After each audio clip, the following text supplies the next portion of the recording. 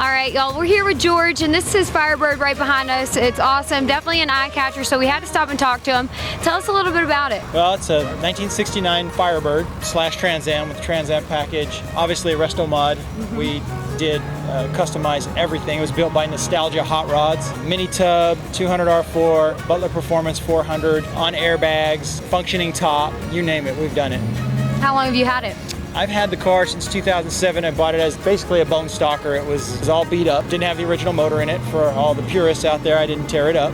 We took it and built it took probably about 4 or 5 years of just changing things and tweaking things until we got it. I had a kind of a color scheme in mind and followed it, just red, black, and brushed, and that was it, nothing else. I love the color scheme. Can you show us around a little bit also and tell us some things about it? We start from the back. It's got shaved bumpers, blacked out, got rid of all the chrome. You can see all the stereo system, put the subs in. We have a lip panel in the back. The whole interior is completely custom. Custom door panels, custom dash. It's got a killer sound system. A little red stitching.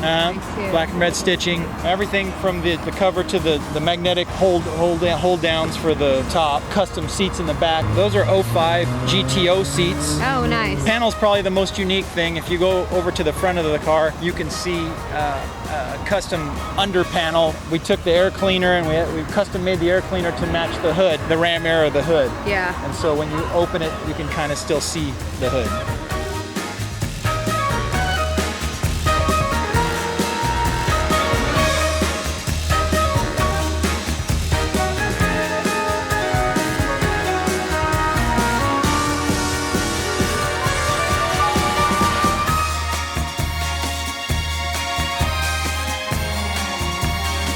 Thank you so much, George. Love your car.